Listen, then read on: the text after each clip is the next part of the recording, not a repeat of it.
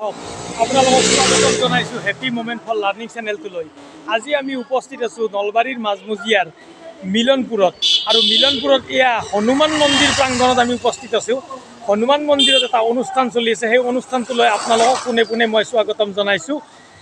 আপোনালোকে যদি এই চেনেলটোত কোনোবা নতুন আহিছে তেতিয়াহ'লে আপোনালোকে চেনেল ছাবস্ক্ৰাইব কৰি লওক, আৰু যদি আমাৰ ভিডিঅ'বিলাক চাই ভাল পায় তেতিয়াহ'লে আপোনালোকে লাইক কমেণ্ট শ্বেয়াৰ কৰিব নাপাহৰিব। আহক বন্ধুসকল। जय श्री राम, जय बजरंग बली।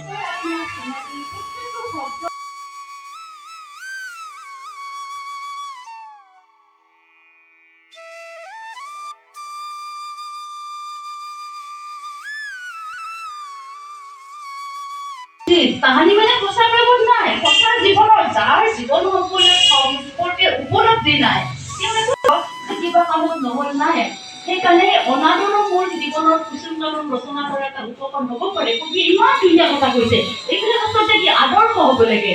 এই আমাৰ কবিসকলে যিবিলাক কথা কৈছে এইবিলাক আদৰ্শ হ'ব লাগে। হেৰি কৈছিলে নহয়, দেৱকান্ত বৰুৱাই কৈছিলে নহয়, তুমি যাবা তোমাৰ বাটে মই যাম মোৰ বাটে বাটে। বংশ মৰ্যাদা নিমিলে, গতিকে নহ'ল আৰু বিয়াখন নহ'ল, মিলন নহ'ল। গতিকে তুমি যাবা তোমাৰ বাটে মই যাম মোৰ বাটে বাটে। কিন্তু আটাইতকৈ ডাঙৰ অহংকাৰ কি? কবিয়ে অহংকাৰ কৰিছে যে মোৰ অহংকাৰ, কাৰণ ময়ে জগালো গাভৰু, ময়ে জগালো তন্ত্ৰলতা গাভৰু মনোৰমা শিক্ষা মনোৰমা বুলি কৈছে। তাৰমানে তেওঁৱে যে প্ৰথম প্ৰেমৰ ভাৱটো প্ৰেয়সীৰ অন্তৰত জাগ্ৰত কৰিলে, যে মোৰ সেইটোৱে অহংকাৰ। চাওকচোন কিমান সুন্দৰ উপলব্ধি, এনেকুৱা উপলব্ধি। এইটোৱে হৈছে কবিতা। দিব পৰা মানুহ নাছিল, এতিয়াও নাই। যিয়ে দেৱকান্ত বৰুৱাৰ কবিতা পঢ়িছে এবাৰ পঢ়িলে হৈ গ'ল, মুখস্থ থাকি গ'ল। হীৰেণ ভট্টাচাৰ্যৰ কবিতা যিয়ে পঢ়িছে হৈ গ'ল, এবাৰ পঢ়ি মাথো কামি তাৰো চিকু চিকু চিলাই। চাওক, এইটোতো প্ৰেমৰ অনুভূতি। তুমিতো জানাই এই কবিৰ আৰু একো নাই, এটাই মাথো কামি তাৰো চিকু চিকু চিলাই। ইমান সহজ শব্দ, এটাই কামি তাৰো চিকু চিকু চিলাই, যে মোৰ একো নাই। এই কবিতাটো অলমৰ আগেৰে প্ৰকাশ কৰিব নোৱাৰিব পাৰে, কিন্তু কবিতা এটা কিন্তু সদায় থাকে অন্তত। আৰু কবিতাটো এনেকুৱা বস্তু যে আপুনি যেতিয়া কবিতাটো আহিব আপোনাৰ মনৰ মাজৰ পৰা, অন্তৰৰ পৰা যেতিয়া আপুনি আহিব, যাক আমি স্বতঃস্ফূৰ্ত কবি, তেওঁ হয়তো বা কবিতা নিলিখিবও পাৰে, যে তেওঁ কবিতা বুজি পায়, কবিতা ভাল পায়, এইটো নহয়।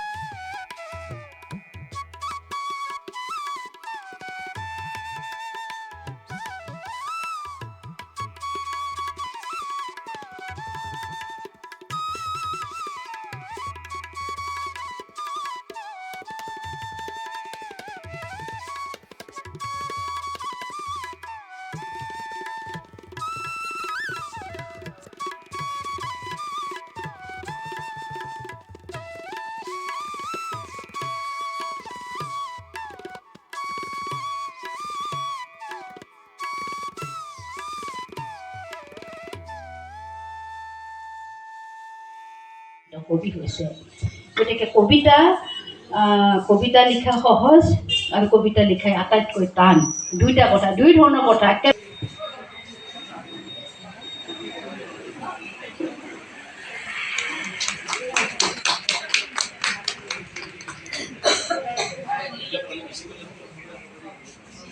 আমাৰ তুলুমণি শইকীয়া বাইদেউৰ কাষতে আছে মন্দিৰা হিলৈদাৰী। মন্দিৰা হিলৈদাৰী তেখেত নাচেও গানো গায়, ক'ব লাগে আপোনালোকে দেখিলেই গম পাব। গতিকে মন্দিৰাৰ নামত কবিতাও উৎসৰ্গা কৰিছে, কবিতা লিখিছে। আমাৰ সভাপতি হিচাপে কবিতাটোৰ কথা উল্লেখো কৰিছে। গতিকে এতিয়া আমাৰ মন্দিৰা হিলৈদাৰী বাইদেউ তেজপুৰৰ পৰা আহিছে, আমাৰ ৰত্নাকলিতাই সম্বৰ্ধনা জনাব।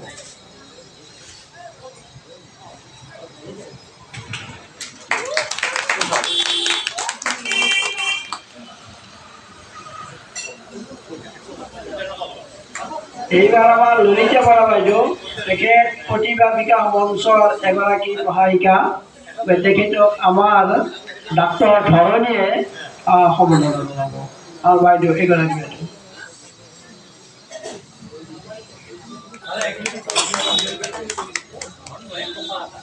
তেখেতসকলৰ লগত একেলগে আহিছে আমাৰ বিজু দাস বাইদেউ নলবাৰীৰে। এইগৰাকী আমাৰ বিজু দাস বাইদেউ, তেখেতো মানে বিকাশ মঞ্চৰ লগত অতি ঘনিষ্ঠ। এখানে ললিতা বাইদেউ, ওকে বিজু দাস বাইদেউ। এইবার পাপড়ি কলিতা আমার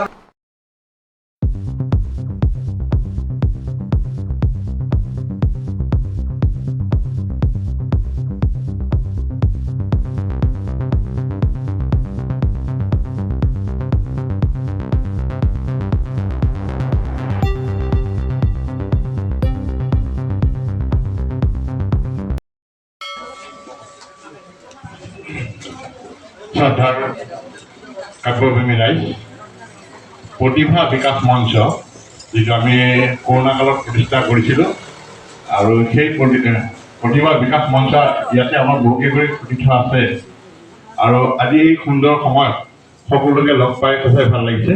আমাৰ লক্ষ্য আছিল সুপ্ত প্ৰতিভা বিকাশ কৰা আৰু হাঁহি ধেমালিৰে জীৱনটো আগুৱাই নিয়া। আমাৰ প্ৰতিভা বিকাশ মঞ্চৰ তৰফৰ পৰা আজিৰ এই সুবৰ্ণ অনুষ্ঠানত কবিতা পুথিখন লিখক সন্মানীয় ৰত্না কলিতাদেৱক এখন ফুলাম গামোচা সম্বৰ্ধনা জনাব বিচাৰিছোঁ। সম্বৰ্ধনা জনাব প্ৰতিভা বিকাশ মঞ্চৰ মুখ্য প্ৰশাসিকা তুলমণি শইকীয়া বাইদেৱে।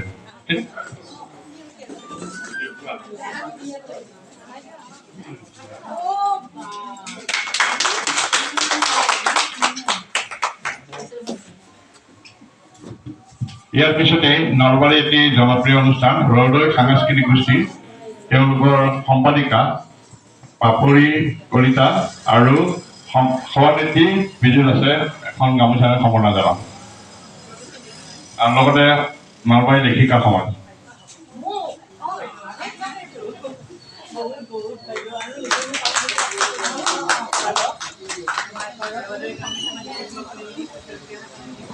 মোৰ অতি চিনাকি ভাতৃপ্ৰতিম পূৰ্ণ কলিতা, ইয়াত উপস্থিত থকা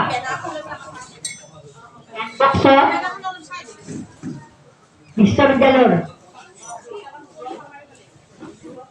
অধ্যাপক মোৰ দেৱৰ বিচিত্ৰ কলিতা ইয়াত উপস্থিত আছে। অলপ আগতে কৈ গ'ল ডক্টৰ বিপিন কলিতা। তেখেতৰ যেন প্ৰতিটো বাক্যৰে একতা কবিতা বহন কৰি আনিছে। কবিতাৰ যিখিনি সৌন্দৰ্য প্ৰতিটো বাক্যতেই তেখেতে ব্যৱহাৰ কৰিছে। এই আৰু কবিতাত ভিতৰৰ পৰা অহা শব্দবিলাক সুন্দৰকৈ গাঁঠিছে। এনে এটা হেৰি মানে তেখেতক মই কৰিছোঁ। ইয়াত উপস্থিত আছে বিশিষ্ট ব্যক্তিসকল। মই ৰত্না কলিতাৰ প্ৰতি প্ৰমুখ্যে ৰত্না কলিতা আৰু তেওঁৰ পৰিয়ালবৰ্গক মোৰ শুভেচ্ছা জ্ঞাপন কৰিছোঁ। নৱবৰ্ষৰ শুভেচ্ছা জ্ঞাপন কৰিছোঁ আটাইলৈকে। আজিৰ এই অনুষ্ঠানটিত উপস্থিত হ'বলৈ পাই মই সঁচাকৈ ধন্য মানিছোঁ। এটাই কাৰণ মই মোৰ পৰিচয়টো এনেধৰণেই দিম যে ৰত্না কলিতা এটা সময়ত মোৰ সহকৰ্মী আছিল আৰু আমি তেওঁক বাই ভনীৰ নিচিনাই আছিলোঁ। ছাত্ৰ ছাত্ৰী আমাক ডাঙৰ বাইদেউ আৰু সৰু বাইদেউ বুলিছিল। মই ডাঙৰ বাইদেউ, ৰত্না কলিতা সৰু বাইদেউ। আজি ৰত্না কলিতা এইখিনি সুখ্যাতিত মই নথৈ আনন্দিত হৈছোঁ। মই জানিছিলোঁ ৰত্না কলিতা এজনী সহজ সৰল জিৰণাৰ সেই আগত মই ছোৱালী আছিল, তাই বিয়া হোৱা নাছিল। আৰু য'ত বিয়া হ'ল তাত তেওঁ মোৰ পতিৰ ভাতৃ, অৱশ্যে কিবা কাজিন আৰু যে নহওক মোক বৌ বুলিয়ে মাতে আৰু ৰত্না কলিতাই মোক বাইদেউ বুলি মাতে। একেবাৰে একেলগে বহা প্ৰতিটো কথাত আমি শ্বেয়াৰ কৰোঁ। এজনী ভাল মনৰ ছোৱালী আছিল ৰত্না কলিতা, যাক আমি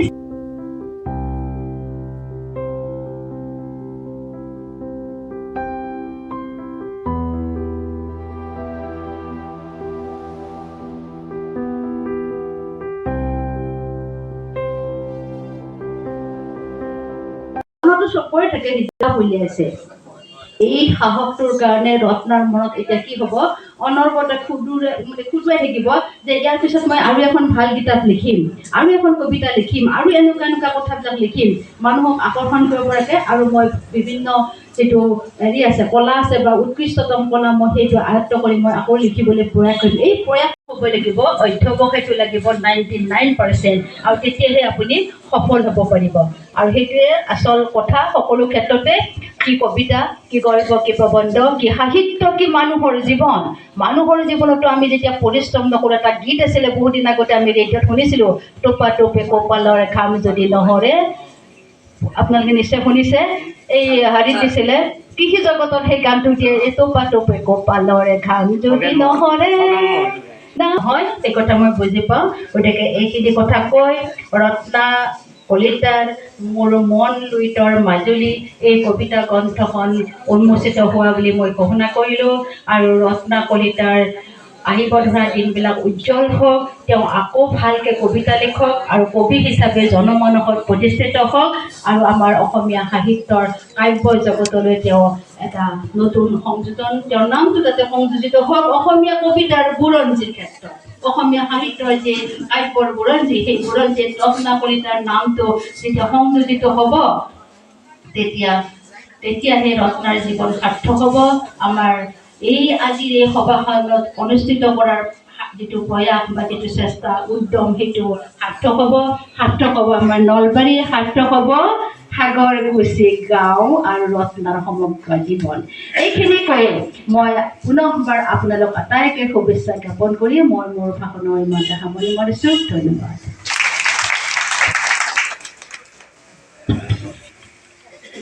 কবি ওলাব এটা মন আছে, সেইটো প্ৰকাশ কৰাটোহে অলপ জটিল, আৰু সেইটো স্বতঃস্ফূৰ্তভাৱে ওলাই আহিব লাগিব। তেখেতে পুৰণি কবিতা আৰু নতুন কবিতাৰ পাৰ্থক্য আমাৰ আগত দাঙি ধৰিছে। পুৰণি কবিতাবিলাক কেনেকুৱা আছিল, নতুন কবিতাবিলাক কেনেকুৱা, তাৰ শব্দ গাঁথনি কেনেকুৱা, আৰু লগতে তেখেতে আগৰ প্ৰেম আৰু আজিৰ প্ৰেমৰ কথাও কৈছে। আগৰ প্ৰেমৰ লগত আজিৰ প্ৰেমৰ কি পাৰ্থক্য আহিছে, আৰু তেখেতে কবিতাৰ যি জন্ম আগত সেই কথাটো আমাক কৈছে আটাইকে। কবিতা জন্ম আগত, গদ্য পিছত আহিছে, বাকীবিলাক পিছত আহিছে। যাই হওক, তেখেতক মই ধন্যবাদ জ্ঞাপন কৰিছোঁ। আগন্তুক দিনত তেখেতক আমি এই ধৰণে লগ পোৱাৰ আশাৰে। এতিয়া আছে এটা সম্বৰ্ধনা। আমাৰ মাননীয় এগৰাকী বক্তা আমাৰ মাজত উপস্থিত হৈছে, অতিথি। তেখেতক সম্বৰ্ধনা জনাব আমাৰ নম্ৰতা কলিতাই। তেখেত মাননীয় ধ্ৰুৱজ্যোতি শৰ্মা, শৰ্মাক সম্বৰ্ধনা জনাবলৈ মই নম্ৰতা কলিতাক অনুৰোধ জনাইছোঁ।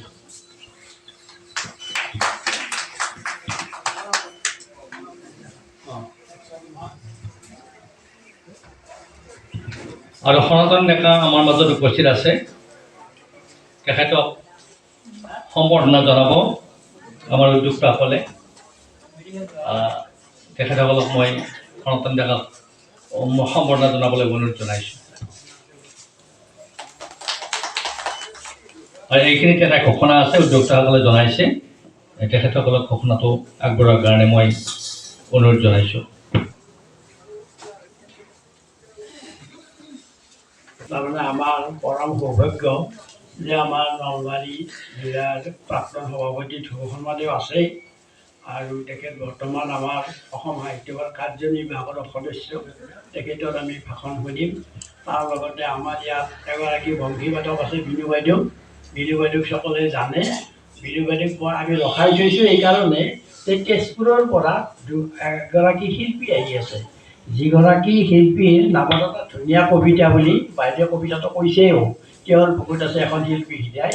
এই কবিতাটো তেওঁৰ নামতে উৎসৰ্গা কৰা ভাল কবিতা। তেওঁৰ আহিলে আপোনালোকে গম পাব। বৰ্তমান আমাৰ ঘৰ আহি পাইছে, গতিকে অনুগ্ৰহ কৰি আপোনালোক যেন থাকে। লগতে গুৱাহাটীৰ পৰা আৰু এগৰাকী অনাতাঁৰ শিল্পী টুলুমণি শইকীয়া, তেখেতো আহিছে। তেখেতে এখন সুন্দৰ পৰিৱেশৰ গান গায়। সকলোকে নৱবৰ্ষৰ বহুত বহুত শুভেচ্ছা জনালোঁ। আৰু মই এটি কমলানন্দ ভট্টাচাৰ্যদেৱৰ গীত গাবলৈ ওলাইছোঁ। কিবা ভুল ভ্ৰান্তি হ'লে ক্ষমা কৰিব।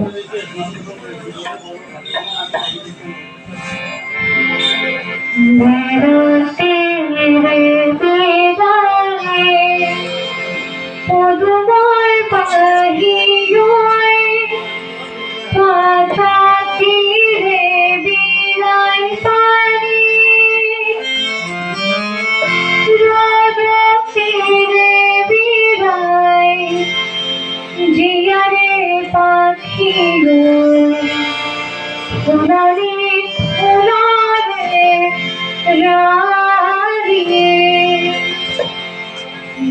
তীরে বিদায় পদুমার পাখি ওই পাতা তীরে বিদায় পানি তীরে বিদায় চিলারে পাখি ওই ফুলানি ফুলারে রানী ফুলানি ফুলারে রানী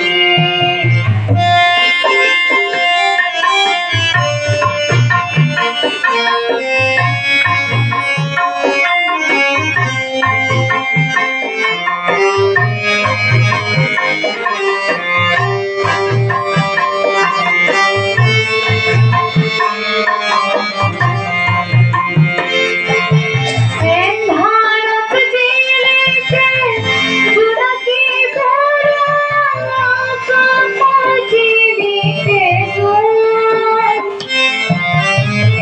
भारत जिले जुड़की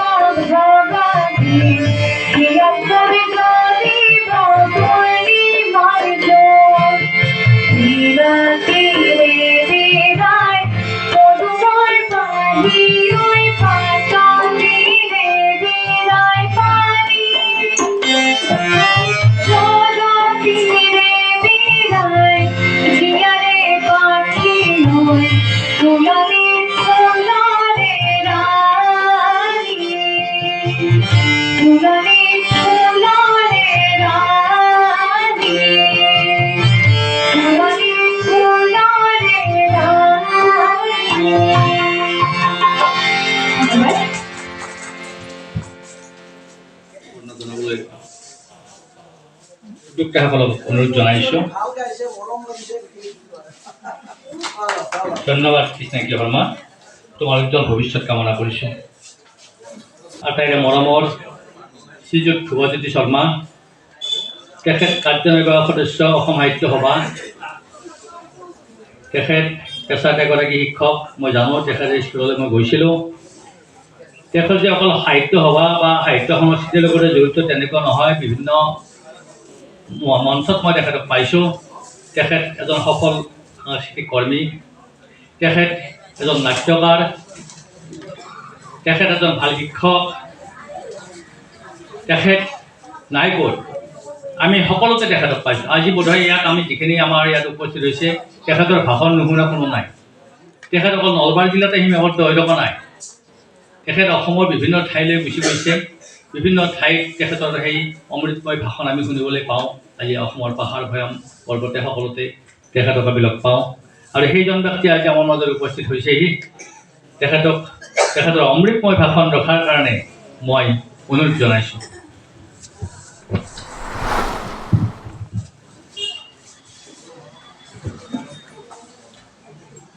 মোৰ মন লুইতৰ মাজুলী, মোৰ মন লুইতৰ মাজুলী। দুটা অৰ্থ, কোনটো অৰ্থৰে ৰত্নাকলিতাৰ ৰত্নময় গৰ্ভৰ পৰা এয়া জন্ম পাইছে সেয়া তেওঁ ক'ব পাৰিব, বা মই গভীৰভাৱে যেতিয়া উপলব্ধি আৰু আৱেগিক চেতনাৰে পঢ়িম তেতিয়া ক'ব পাৰিম। এগৰাকী অমৃত সন্তান যেতিয়া সভাপতিৰ আসনত আসীন হয়, এগৰাকী পূৰ্ণ মৃদহ স্বৰূপ যেতিয়া পৌৰাহিত্য কৰে কোনো মাংগলিক অনুষ্ঠানৰ, সেই অনুষ্ঠানটো শুভ মস্তু হৈ পৰে। আৰু আজিৰ এই অনুষ্ঠানৰ তাৰেই প্ৰমাণ আমাৰ জীৱনৰ অত্যন্ত প্ৰভাৱ থকা পূৰ্ণ কলিতা ছাৰে আজি ইয়াত সভাপতিত্ব কৰি এই সমগ্ৰ অনুষ্ঠানটোক এক নান্দনিক পৰ্যায়লৈ লৈ গৈছে আৰু আপোনালোকক মন বিমুগ্ধ কৰিছে, মই প্ৰত্যক্ষ কৰিছোঁ। উপস্থিত মাননীয় এই মঞ্চত সৌৰভ বিৰাজ কৰিছে কৌস্তভ ডাক্তৰ বিপিন চন্দ্ৰ কলিতা ডাঙৰীয়া। তেখেত নলবাৰী জিলা সাহিত্য সভাৰ প্ৰাক্তন সভাপতি আৰু অসম সাহিত্য সভাত বৰ্তমানৰ জনগোষ্ঠীয় আহ্বায়কৰ দায়িত্বত আছে, জনগোষ্ঠীয় ক্ৰিয়াৰ আমাৰ প্ৰকল্পৰ। আৰু ডক্টৰ লীনা ডেকা বাইদেৱে ইতিমধ্যে উন্মোচনী ভাষণ প্ৰদান কৰিছে। বাইদেউৰ নামেই পৰিচয়, তেখেতে জিলা সাহিত্য সভাৰ সভাপতি আৰু এগৰাকী বিশিষ্ট শিক্ষাব্ৰতী। বাইদেউ মই আজি পাইছোঁ, বাইদেউলৈ মই সেৱা জ্ঞাপন কৰিছোঁ। ডন বস্কোৰ শ্ৰদ্ধাৰ বিচিত্ৰ কলিতা ডাঙৰীয়া আছে, শিক্ষাবিদ। মাননীয় দিবাকৰ কলিতাৰ সৈতে আমাৰ জীৱনৰ এক দীৰ্ঘদিনীয়া সম্পৰ্ক আছে আৰু সেই সম্পৰ্কক অনতিক্ৰম্য কৰাৰ মোৰ সীমা নাই, বা মই সেই অতিক্ৰম কৰিব নোৱাৰোঁ। মোৰ জীৱনৰ বাবে তেখেত অনতিক্ৰম্য আৰু সেই সুবাদত আজি আহিব লগা হৈছে। আৰু আহি মই পৰিৱেশটো চাই ইমান ভাল লাগি গৈছে যে আই মাতৃসকলৰ ইয়াত তেখেতসকলে পাৰিষদ হিচাপে বহিছে আৰু আমাৰ যি দত্তাত্ৰেয় দেৱতা স্বয়ং সদাশিৱৰ কাষতে আপোনালোক আছে আৰু যি অদ্যাপি জীয়াই থকা বুলি আমাৰ শাস্ত্ৰায়িত ব্যাখ্যাই কয়, প্ৰভু হনুমন্ত, তেওঁ আমাৰ সকলো বিকাৰৰ তেওঁ বিঘ্নকাৰ বিঘ্নদাতা। আৰু আমাৰ যেতিয়া জ্ঞান বৃদ্ধি বিচাৰ হ্ৰাস হয় তেতিয়াই আমি হনুমানৰ ওচৰ চাপিলে তেওঁ আমাক সেই জ্ঞান বিদ্যা বুদ্ধিৰে উপচাই দিয়ে। গতিকে আমি এনেকুৱা এটা জ্ঞান পৰম্পৰাৰ মাজেৰে ডাঙৰ হৈছোঁ, এটা এনেকুৱা জ্ঞান পৰম্পৰাৰ মাজেৰে আমি আমাৰ জীৱন পৰিক্ৰমা আগুৱাই নিছোঁ যে সেই পৰিক্ৰমাৰ গৌৰৱময় সৌধৰ তলত আমাৰ জীৱনে বিন্যাস মেলিছে। মোৰ মন লুইতৰ মাজুলীৰ এই যি বাক্য বিন্যাস, কবিতা মূলতঃ স্বাধীন, কবিতা এক হৃদয়ৰ আৱেগ, কবিতা আত্মাৰ পৰা ৰচনা কৰা হয়, য'ত অলংকাৰ, উপমা আৰু চিত্ৰপটৰ সুসমন্বয়েৰে কাব্যিক অভিব্যঞ্জনাৰে অভিব্যঞ্জিত হৈ ইয়াত বাক্য বিন্যাসে ৰূপ পায়, সেয়া কবিতা। য'ত যথেষ্ট ক'ব লগা থাকে কিন্তু ক'বৰ বাবে কোনো ভাষা নাই, সেয়াই কবিতা। কবিতা কি? কবিতা সেয়াই, এটা শব্দৰেও হ'ব পাৰে মোৰ বাবে এটা মিঠা কবিতা, মোৰ আই অতিকে মোৰ বাবে মহান, এয়াও এটা মোৰ বাবে হ'ব পাৰে কবিতা। বা আই তোমাৰ অমৃত সুধা পান কৰি মই জীৱনৰ দলিচা বোধ ধৰিছোঁ, সেয়াও মোৰ বাবে এটা হ'ব পাৰে কবিতা। বাইদেৱে কৈছে যে পৃথিৱীৰ প্ৰতিজন মানুহেই কাব্যময় চৰিত্ৰৰ এক সমষ্টি। আমাৰ অন্তৰত অলেখ কবিতাই হেন্দোলনি তুলি আছে, যিদৰে প্ৰশান্ত মহাসাগৰত অনবৰত হেন্দোলনি তুলি আছে ঢৌৱে।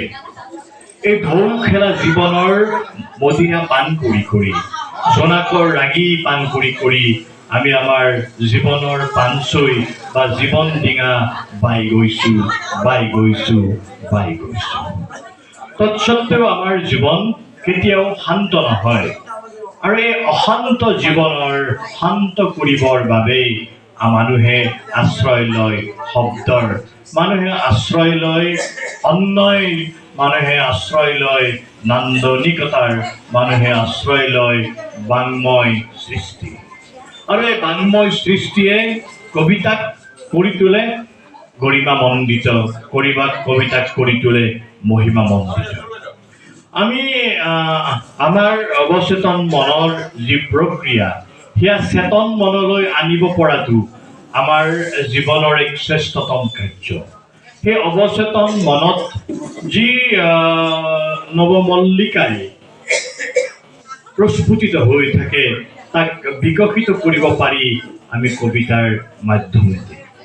আৰু সেইবাবেই আমাৰ জীৱনত কবিতাৰ গুৰুত্ব যিদৰে আছে, জীৱনৰ সাৰ্থকতাও তাত লুকাই আছে। জীৱনৰ সাৰ্থকতা ক'ত? জীৱনৰ সাৰ্থকতা এজন মানুহৰ কাব্য চৰ্চাতে শেষ নহয়। জীৱনৰ সাৰ্থকতা এজন মানুহৰ শিক্ষা দীক্ষা বা জ্ঞান ভিক্ষাতে শেষ নহয়। জীৱনৰ সাৰ্থকতা এয়াই যে মই ডাক্তৰ, ইঞ্জিনিয়াৰ, শিক্ষা বিষয়া, অভিযন্তা হৈ মই যদি জীৱন পৰম্পৰা পাৰ কৰোঁ, মোৰ সাৰ্থকতা তাত নাই। মোৰ সাৰ্থকতা তাত থাকিব লাগিব যি সাৰ্থকতাৰে মই জ্ঞানৰ সাধনাটো মই যুগৰ পৰা যুগলৈ লৈ যাব পাৰোঁ।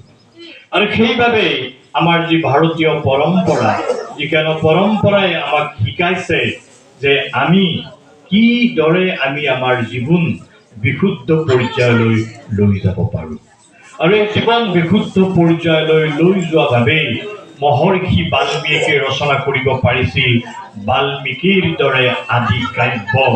মহৰ্ষি ব্যাসদেৱে ৰচনা কৰিব পাৰিছিল পঞ্চম বেদৰ দৰে মহাভাৰত। যাজ্ঞবল্ক্যই ৰচনা কৰিব পাৰিছিল আমাৰ বৃহৎ আৰণ্যক স্বৰূপ গ্ৰন্থ। আমি এই কবিতাৰ সভালৈ দুটা কাৰণত আহোঁ।